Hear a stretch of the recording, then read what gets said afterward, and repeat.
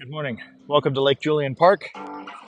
Grab a Bible, check out Isaiah 17 and 18. Let's play around together.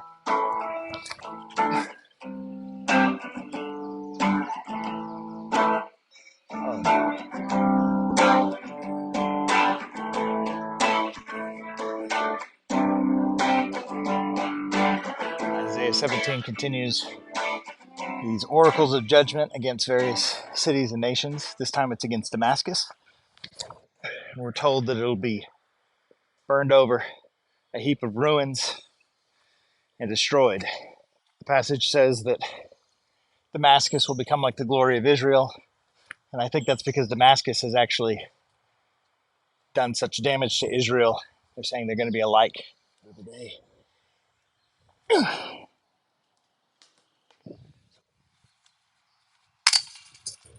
We're told in that day that Damascus will be like the fields after harvest. It makes me think of the cotton fields in West Texas that would be white with cotton, and then the next day just totally bare after the harvest.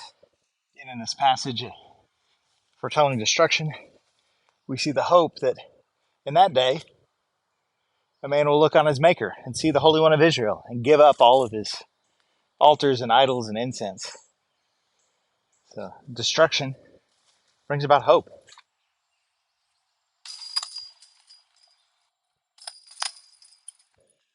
Because of their sin against Israel, against the children of Israel, the Lord's going to make the high places of Damascus low, leaving them desolated. That desolation is why they will look to their Maker. I think in some ways, Isaiah is placing Israel and Damascus in the same category, because even as this desolation has come upon Damascus and has come upon Israel, look at that, I can miss it twice. It's Israel who's forgotten their God.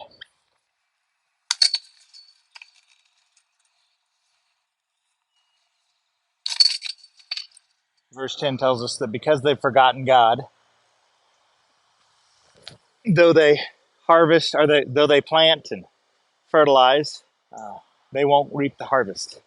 Transition then goes to the roar of the nations, who threaten and terrify in the evening, but by morning are gone. The hope is at the end, where it says that this is the way of those who loot and plunder us, that the Lord will bring judgment on them. Chapter 18 introduces to a nation of tall and feared conquerors. The Lord promises to come quietly, looking for his dwelling place,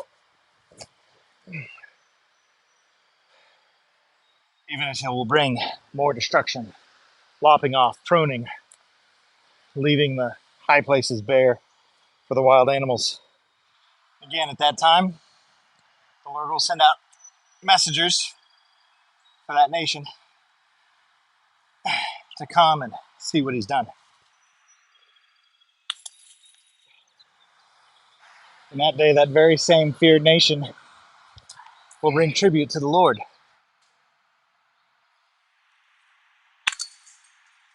In the midst of more destruction, more desolation promised, where do we see Jesus? Where do we see the hope of the gospel?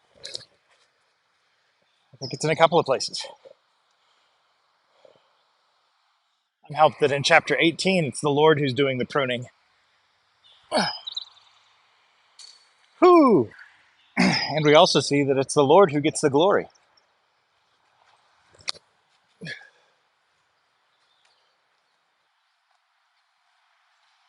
Hey, I hit the gap.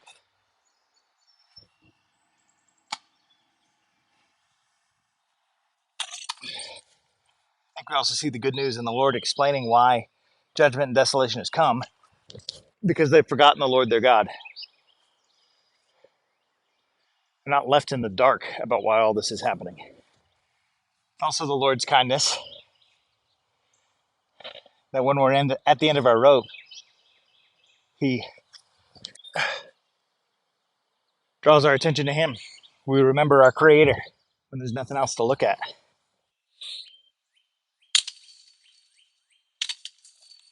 As I think about my own life and the places where I feel like I got nothing left to give, nothing more to find after the harvest, the Lord wants me to look to Him, not to my own hands. Remember, the Lord prunes and disciplines His people, those whom He loves.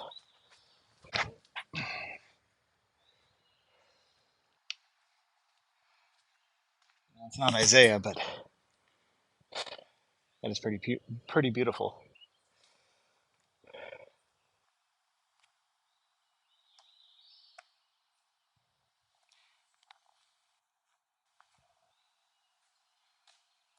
So read Isaiah. Rejoice in the Lord. Remember that even in the midst of hardship, He's pruning those He loves. He's caring for His people. He's drawing our attention toward Him. Let's not forget our God, but rather remember our rock and our deliverer. Let's look forward to the day when the Lord will receive tribute from all the nations. Let's give the nations reasons to do that. Also, the Lord's creation is fantastically beautiful. Enjoy it too.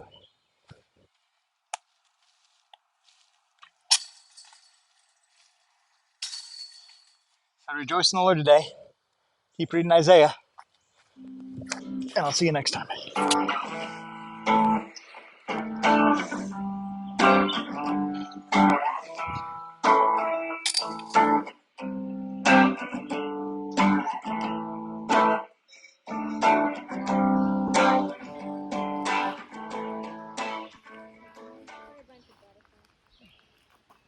Are they butterflies though? I told Dad to take a picture for us. Nope, those aren't butterflies. Those are. Are they? They're. I haven't seen them land. Yeah, they're landing like. Oh, they look like butterflies the way they're landing. They're not. They're not landing with their. It looks like they wings all the way down. Okay. Don't worry about you. You're not in trouble. You're not in trouble. You don't need to waste. You don't need to think about getting yourself down.